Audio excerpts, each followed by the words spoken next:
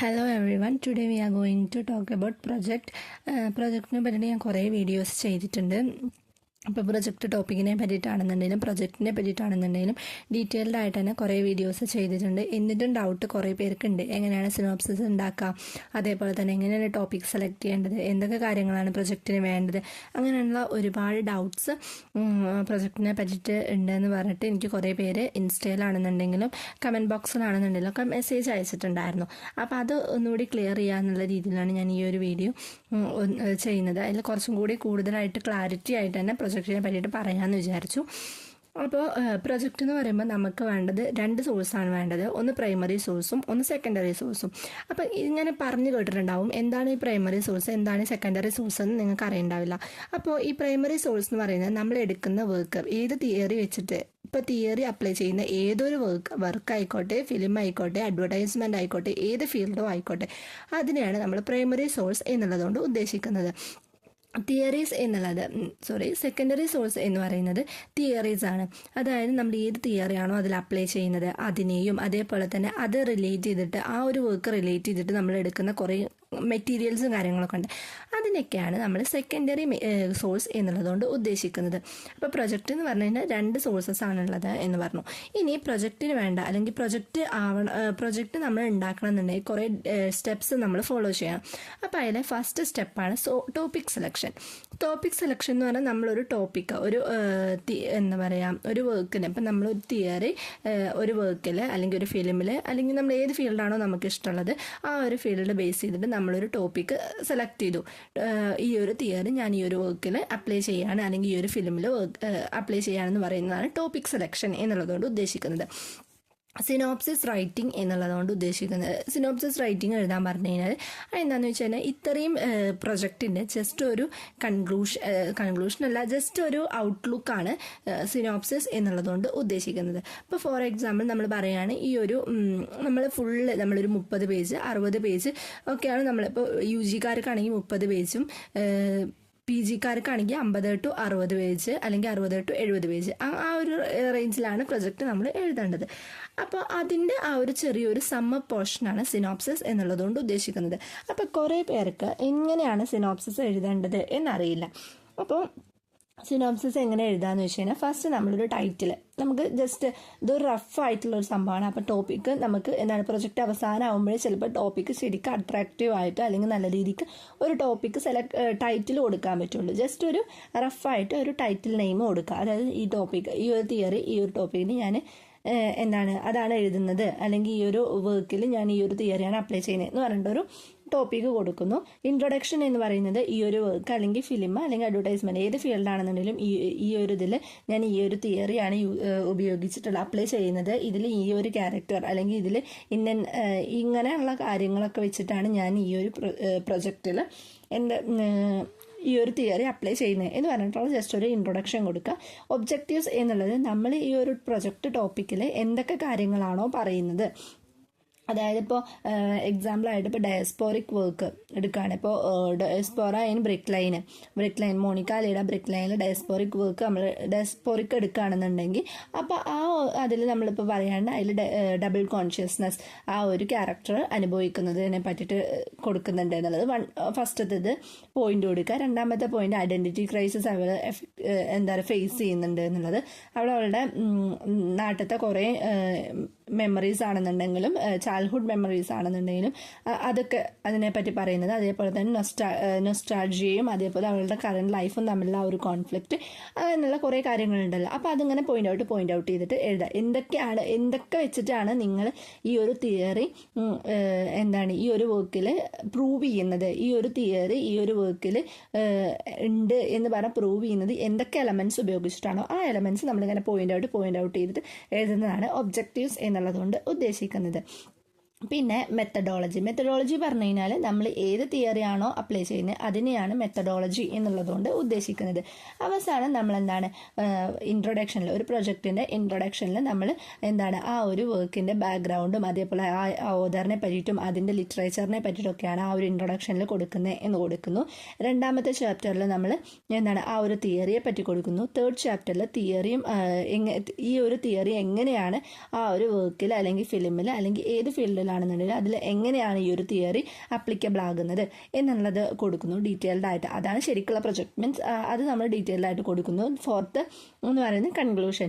ഈ ഒരു ടോപ്പിക്ക് അല്ലെങ്കിൽ ഈ ഒരു തിയറി ഈ ഒരു ഫീൽഡിൽ ആപ്ലിക്കബിൾ ആണ്, ഇതിൽ ഇന്ന എലമെൻറ്റ്സ് വെച്ചിട്ട് ഞാനത് പ്രൂവ് ചെയ്തിട്ടുണ്ടെന്ന് പറഞ്ഞിട്ട് നമ്മളൊരു കൺക്ലൂഷൻ കൊടുക്കണം.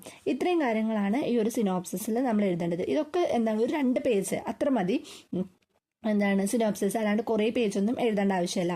ഇൻട്രൊഡക്ഷൻ എന്ന് പറയുമ്പോൾ ഒരു പാരഗ്രാഫ്, അതേപോലെ തന്നെ ഒബ്ജക്റ്റീവ്സ് എന്ന് പറയുന്നതും ഒരു 3-4 പോയിന്റ് കൊടുക്കുന്നു. അതേപോലെ മെത്തഡോളജി, ആ ഒരു തിയറിയെ പറ്റിയിട്ട് ചെറിയൊരു പോർഷൻ കൊടുക്കുന്നു, ആ തിയറി എന്താണ് എന്നുള്ളത് കൊടുക്കുന്നു. അതേപോലെ തന്നെ ചാപ്റ്റർ ഡിവിഷൻ ഇൻട്രൊഡക്ഷനിൽ എന്ത് പറയുന്നു, ഫസ്റ്റ് ചാപ്റ്റർ, സെക്കൻഡ് ചാപ്റ്ററിൽ എന്ത് പറയുന്നു, തേർഡ് ചാപ്റ്ററിൽ എന്ത് പറയുന്നു, കൺക്ലൂഷനിൽ എന്ത് പറയുന്നു. ഇത്രയും കാര്യങ്ങളാണ് സിനോപ്സിസ് റൈറ്റിംഗിൽ എഴുതേണ്ടത്.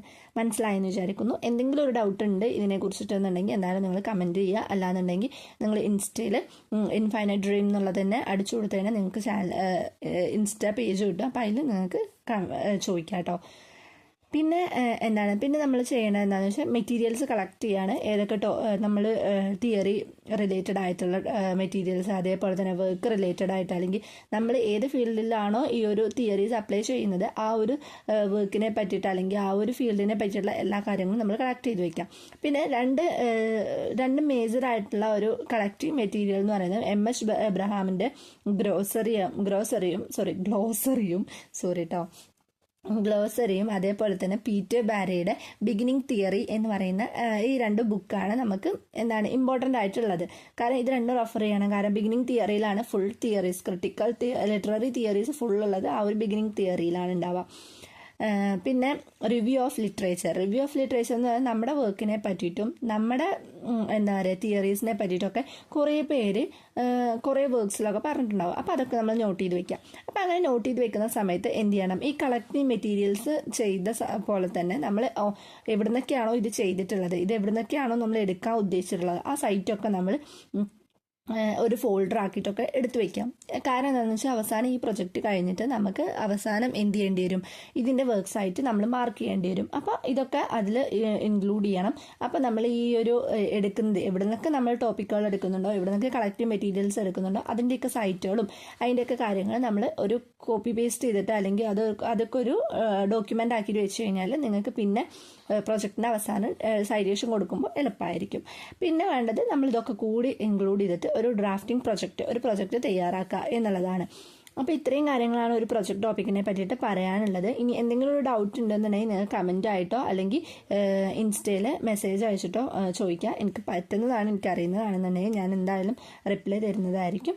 അപ്പോൾ നമ്മളൊരു ടോപ്പിക്ക് സെലക്ട് ചെയ്യുന്ന സമയത്ത് നമുക്ക് ഏതൊരു ഫീൽഡും പറ്റും, ആഡ്സ് പറ്റും, ഫിലിം പറ്റും, അതേപോലെ തന്നെ നമ്മുടെ വർക്ക്സിലാണെന്നുണ്ടെങ്കിലും പറ്റും.